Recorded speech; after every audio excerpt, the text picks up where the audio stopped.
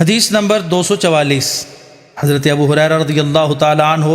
نبی اکرم صلی اللہ علیہ وسلم سے روایت کرتے ہیں، آپ نے فرمایا اللہ تعالیٰ فرماتا ہے جب میرے بندے کے دل میں نیکی کرنے کا خیال پیدا ہوتا ہے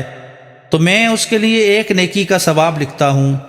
جب تک وہ عمل نہ کرے، جب اس کے مطابق عمل کرے تو میں اس کا 10 گنا لکھتا ہوں، اور جب وہ گناہ کا ارادہ کرے تو جب تک عمل نہ کرے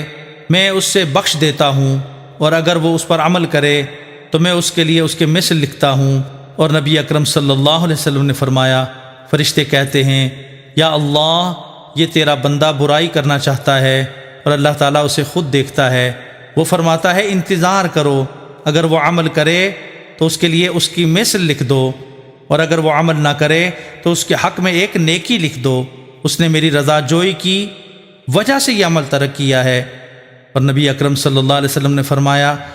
جب تم میں سے کوئی ایک اچھی طرح اسلام قبول کرتا ہے تو وہ جو نیکی بھی کرتا ہے اس کا 10 سے لے کر 700 گنا تک ثواب لکھا جاتا ہے، اور جس برائی کا ارتکاب کرتا ہے اس کی مثل گناہ لکھا جاتا ہے، حتیٰ کہ وہ اللہ تعالیٰ سے جا ملتا ہے۔